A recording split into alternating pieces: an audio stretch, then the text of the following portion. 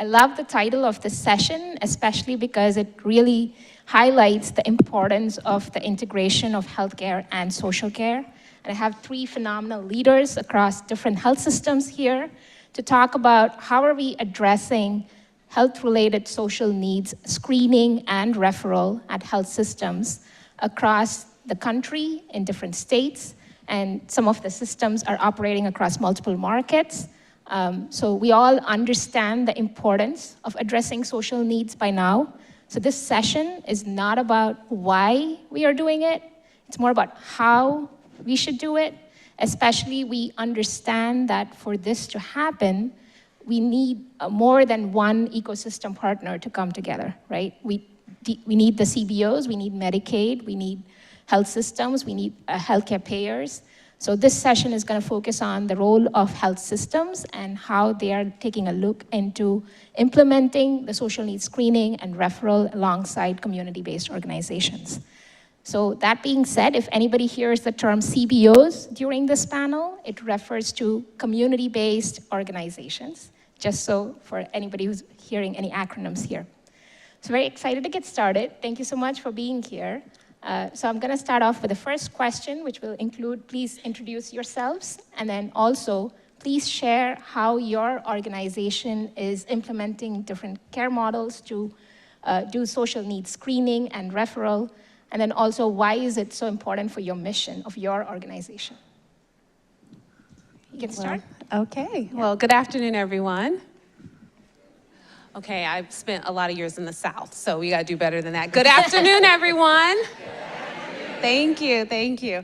So excited to be here with you all today. My name is Dr. Alicia Jackson. I'm a family medicine physician, and I serve as the inaugural president of the Lloyd H. Dean Institute for Humankindness and Health Justice at CommonSpirit Health. So if many of you are not familiar with CommonSpirit, just really briefly, we are one of the largest nonprofit healthcare systems in the country. We serve over 24 states. We are a fully integrated delivery network, so across the full care continuum. And we have over 140 plus hospitals, 2,500 ambulatory sites, and 157,000 teammates. So for us, when we talk about how we're integrating social care into healthcare, we actually have different models. We don't have a one-size-fits-all. If you can imagine being in 24 states, so pretty much from Kentucky all the way west to California, one of the things that we've heard today is that healthcare is local, right? And that there are a lot of unique things about the different communities that we serve. So we are integrating social care in our acute care settings, in our ambulatory settings, in our post-acute, in our assisted living, in our health at home. We're really trying to think about how do we integrate it across the full care continuum, and so multiple models. But I do think one of the things that has been important for us is to standardize the data, right? And so how we're screening, what we're screening with, what data we're collecting, what are the reports then that we're putting out so that we can leverage that data for actionable insights. And that's where standardization has really been helpful for us. Good afternoon. I won't make you do that again. I'm Dr. Nicole Harris-Hollingsworth. I'm the Senior Vice President for Social Determinants and Social Impact for Hackensack Meridian Health. So not as far a flight, just from over the river, but the traffic was everything. Hackensack Meridian Health is an 18-hospital, 600-plus community site network that spans from Passaic County, so think Patterson area, all the way south past Jersey Shore in Southern Ocean County. As the network, we have roughly 37,000 employees. We see roughly 4.2 million patients a year. And so for us, social needs screening was something that needed to happen. And the word we use is consistently, not uniformly. So we have social needs screening available at every point of entry to the system with a 4-point criteria, which I'll talk about a little bit later. And integral to our process of social needs screening is the connection to services.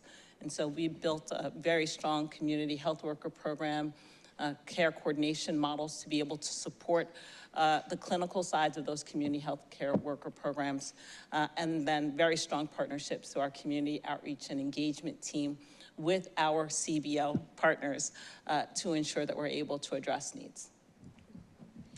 And hello, my name is Patrick Runnels. I'm a psychiatrist by background, and actually did work with the homeless for the first 10 years of my career.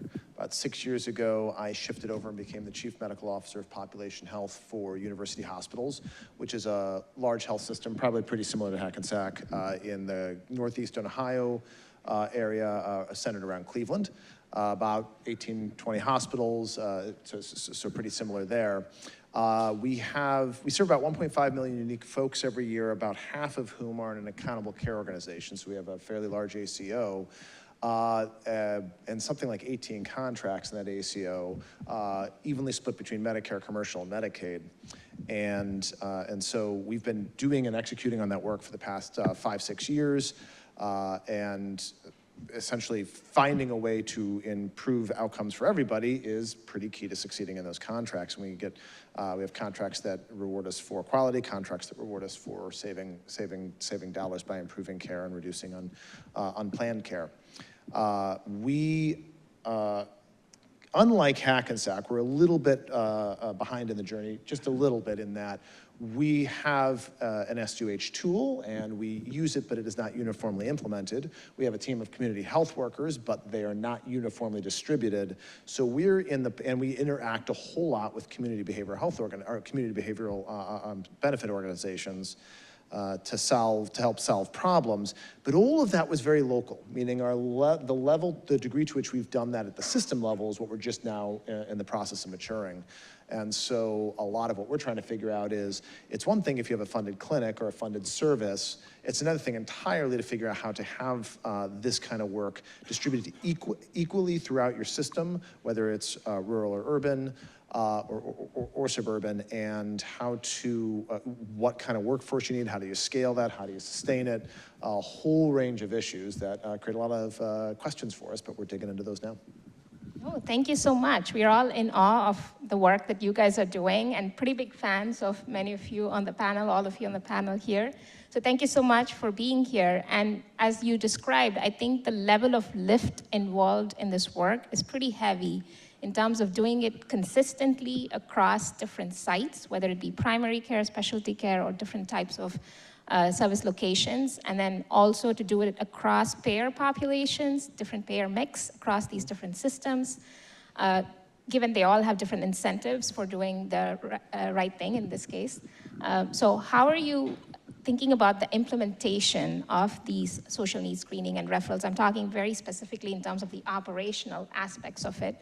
Let's start with the capacity of your care team. Because as you said, this is an entirely new type of thing that you're trying to roll out across your care teams in terms of their skill sets, in terms of how to integrate it within your care workflows. So I would like to start off with you, Nicole, like if you want to start. Yeah. Sure. So I want to be a little bit provocative because we started at the right place for us, but the wrong place for the community. And the reason why I'm being very upfront about that is when you're starting these kinds of initiatives, the second question you get asked after, can you do it, is can you sustain it? And you can't sustain it without data. So when we were building this, it was, we're gonna create a demonstration project, right language. We're gonna create this demonstration project with a population for whom we had total visibility on their data, which was our value-based patient population. And we're going to drive our evaluation of metrics to be able to show, can this be sustained? And so a lot of people would be like, so you took the people who probably needed you the least and helped them first. And the answer is yes. We did that to prove the model worked. Once we could prove the model worked and that we were able to generate the type of savings that we were anticipating, which was actually going to fuel our ability to utilize community health workers and the digital systems we put in place. We utilize an electronic health record system, which is one of the largest in the nation. I won't say their name, but you guys know them. And we utilize our foundational tool because we wanted to be able to understand how we compare to other places across the country. But again, with this tiny demonstration model that we started with, we were able to, once proving proof of concept, then be able to launch and go, okay, great, by target population, by target hospital zone, by target community zone, by having an understanding of what community-based partners needed to be engaged with first. And in our case, it was behavioral health providers, which ranked one in terms of being able to be like the first people who we partnered with. And it's the evolution of that took us really inside of 4 years, from 8 community health workers and a care coordination team, clinical social workers and nursing, to now, by the end of 2026, we'll be at 120 community health workers, over 750 care coordination team members being able to support the patients that we see every year. So we started off very small. That first year, it was like 325 people. It was very scary. And at this point, our enrollment rates, we've completed within our 4-year period of time, over 1.8 million screenings, over 5.3 million community connections inside of 4 years. So we've grown. Yeah, no, that's a really large team. That's amazing that you were able to do that. And I'm curious, Dr. Jackson, from your perspective, in terms of how are you thinking about this across multiple markets even, right? Like if it's 120 CHWs for Hackensack in New Jersey, how do you build out that team for a multi-market health system? Yes, no, thank you for the question. Again, just to reiterate the scale and the size of our organization, and quite frankly, the differences even from a state legislation perspective. We're in Kentucky, we're in Texas, we're in Arkansas, we're also in California and Oregon and Washington, and those are very different legislative landscapes as it relates to this work. So the question about uniformity is not it's not a one size fits all, and so we have really had to be open, quite frankly, to listen, not only to our patients, our providers, but also our community-based organizations around what it is that they need and how we could work together to do that work. And so that takes a little bit of time. And I think that's been one of the things that we have had to really work with our leaders, especially around this. This work is not easy. It requires a lot of patience. And if we want to do it in a way that really values our patients and our communities to where they feel seen and they feel heard, then we have to be really intentional. And so it took us a couple of years, quite frankly, to really look at all the different models that are out there, evaluate. Some we even had homegrown, and probably one of my favorites is something we call our Total Health Roadmap, which does embed community health workers in our primary care offices, but especially in our primary care offices that are dealing with a lot of vulnerable populations. And so being able to have those resources, those community health workers as care extenders to the healthcare team has been something that's been tremendous. And we've seen the ROI from the standpoint of reduced unnecessary ED utilization, reductions in readmissions,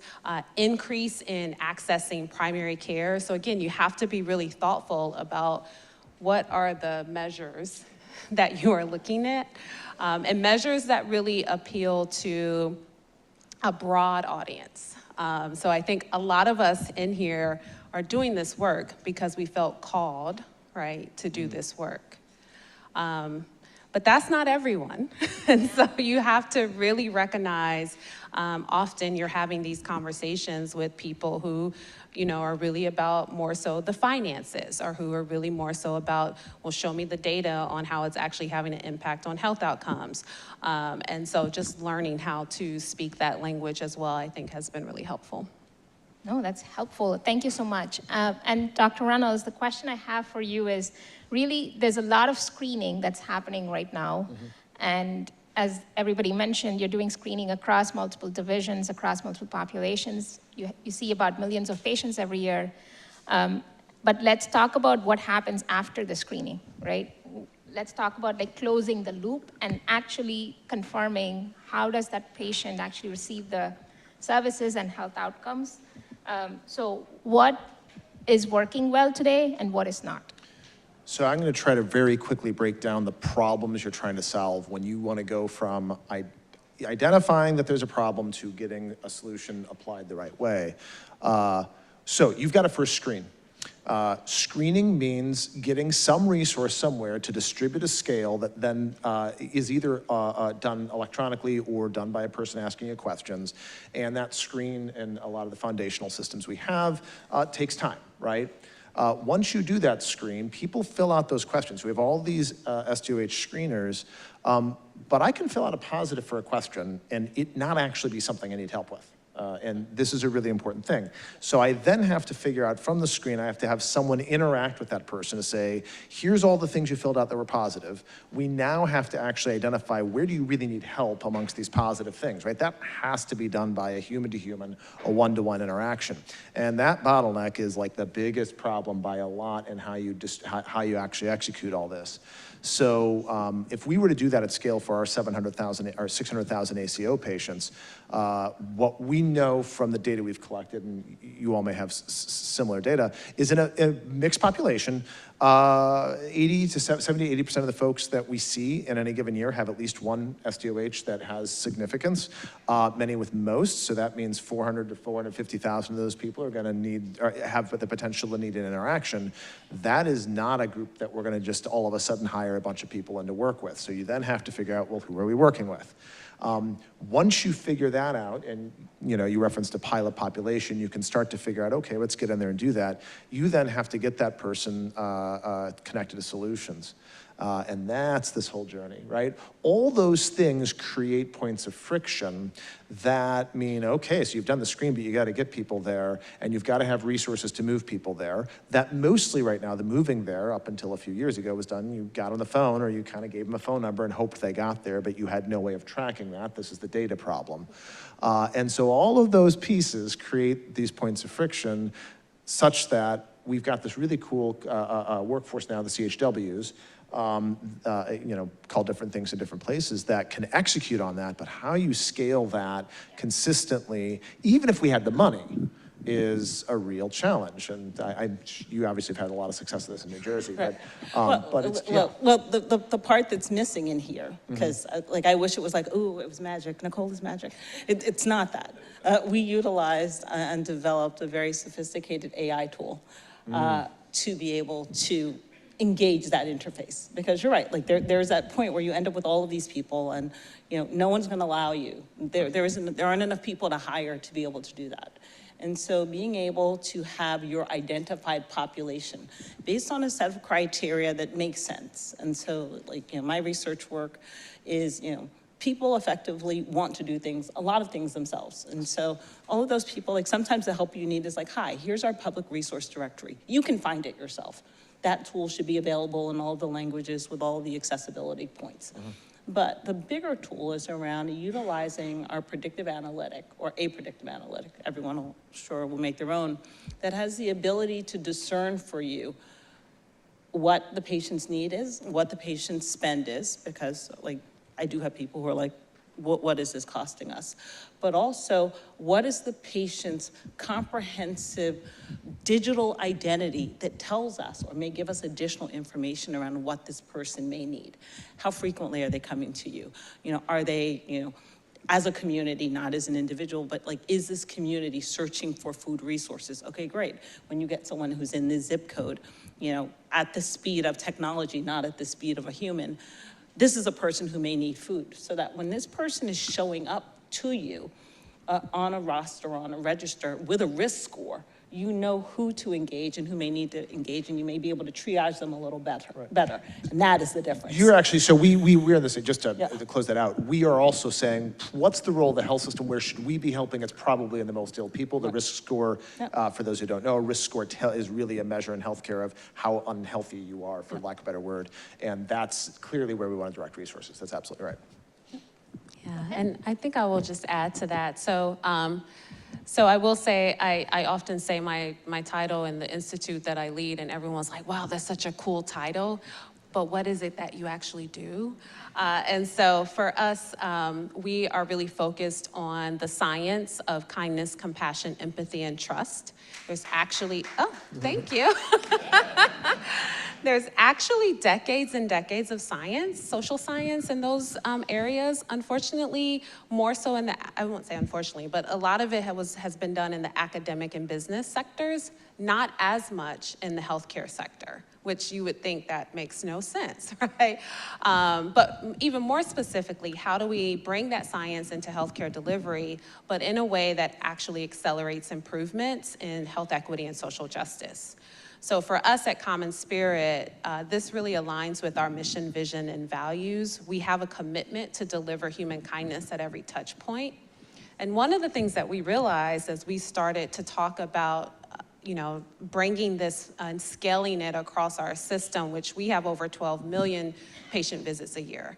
So again, just so you are all putting this in perspective for us, our team members, and we have community health workers screening, we have nurses screening, we have physicians screening, we have AI tools that are screening. But our teammates were uncomfortable.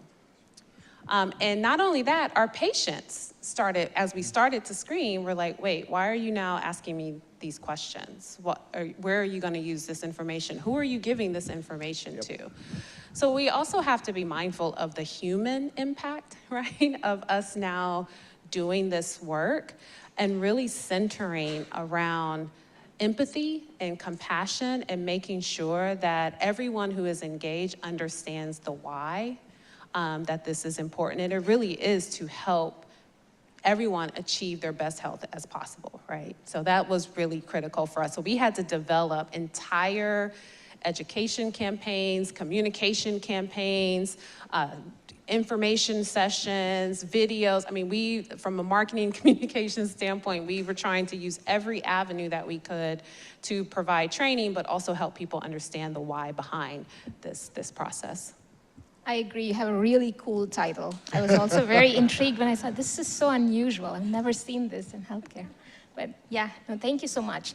This is a good segue to then talk about trust, as you mentioned, and how community-based organizations, which are the key backbone of delivering these services, they are a key part of this ecosystem, right? How do we ensure that the CBOs or the community organizations are not just referral endpoints? They're actual part of the team, the care team, right? They're part of their partners, and they want to help you, support you and your patients in getting better. When it comes to technology, infrastructure, funding, they're not at the same level, and that's where a lot of recent Medicaid waivers and others have been focused on. How are your organizations focused on really partnering with these CBOs more deeply? Would love to start off with you, Dr. Jackson. Yeah. Yes, thank you. We are seeing food insecurity. So, I mean, again, it's like in alignment with everything that's been talked about today. But we are seeing food insecurity, housing, and transportation as some of our top screeners, positive screens as it relates to social drivers.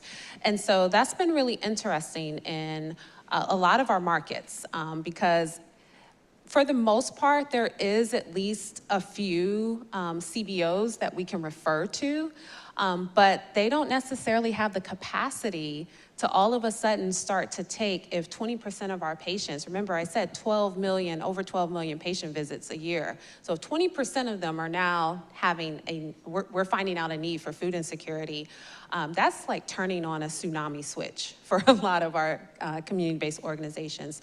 So we have to really work with, and our amazing community health department at our organization really partners very closely with our CBOs and have them participate in the process. So, they were made aware in markets as we were starting to turn on the process.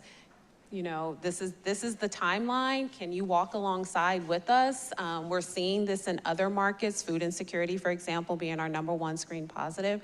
And so we are anticipating that we may be, seeing this increase in referrals.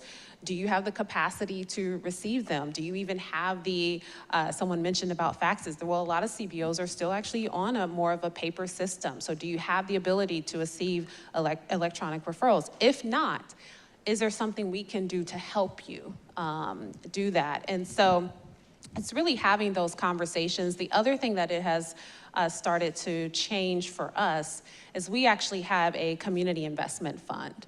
So we invest millions of dollars every year into different community-based organizations. And so now we're being more intentional, right? That if this market is screening positive for housing, where are investments going in this specific market as it relates to housing?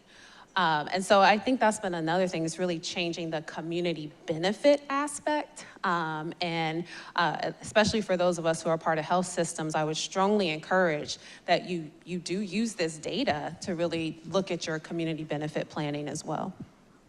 Yes, go ahead, Dr. Runnels. So to actually extrapolate a little bit extra from there, it's a lot about relationships, right? Just like it is with patients, it is with CBOs. And so we have an active department, have for years, we have an officer that directs community impact, an officer that directs community relations. Those teams work together, and they are out there constantly interacting with the CBOs, developing relationships, at least in the Cleveland area. Those relationships serve as foundations that really help essentially solidify and understand those needs. Some of our CBO partners have resources, lots of them don't, and that allows us to kind of get a feel for that. The smaller ones that have fewer resources are usually much more niche, and so we can do work just by how we refer people to take some of the burden off their shoulders. It's worth, so those relationships matter, and it's worth noting that the other side of this that I think matters, and I say this all the time, a lot of what we're doing when we're trying to give people social care in the healthcare system, this isn't to say this is the mission part of it, is to change people so they can engage in the system the way we've designed it. And there's an equal responsibility for us to change the system, to find a way to deliver care to people without them having to change who they are. If you got homelessness or housing instability, we may not be able to solve that in a month, 2 months, 4 months, 6 months. You still deserve good care.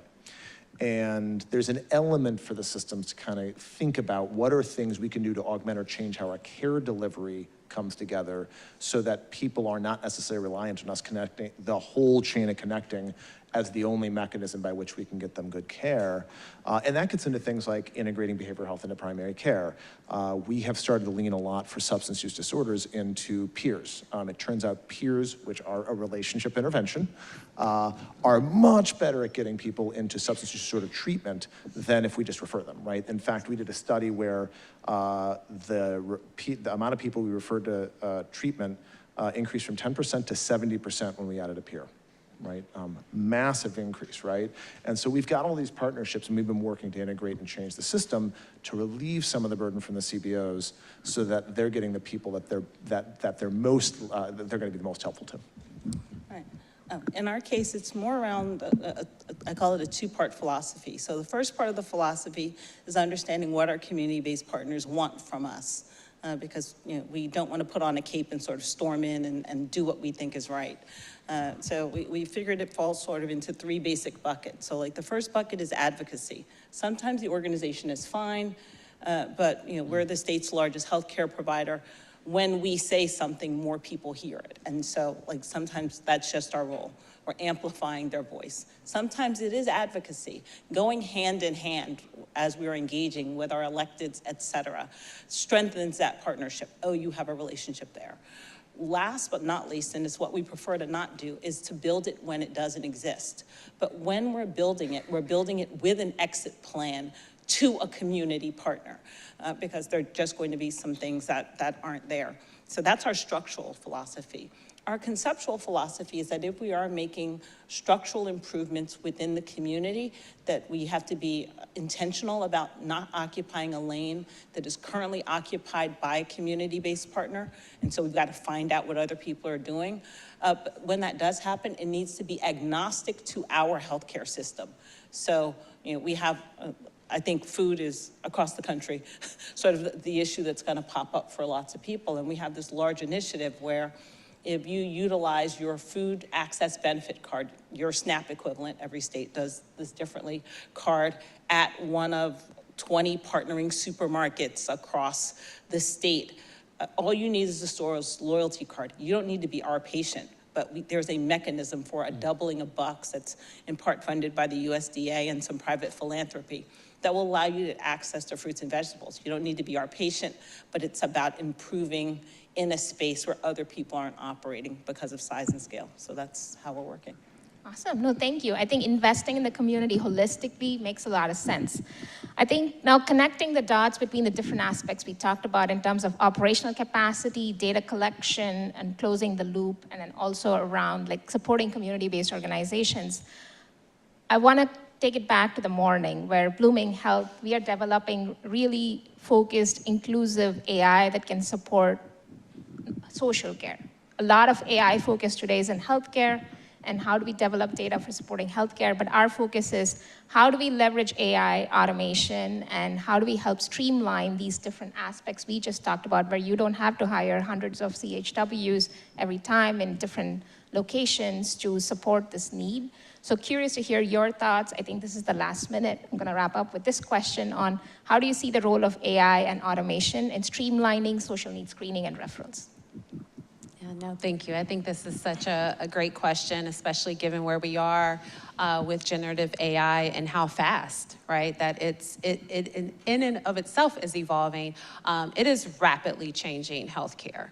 And I think we really have to acknowledge that. But I also think we have a unique opportunity to make sure that AI as a tool, is actually helping us connect back to our shared humanity.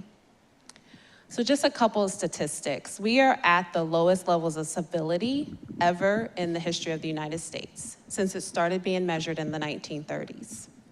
We are the most digitally connected, but the most socially isolated. And we now know the impacts that social isolation and loneliness have on our health. And we are at the most unchurched time since the founding of this country.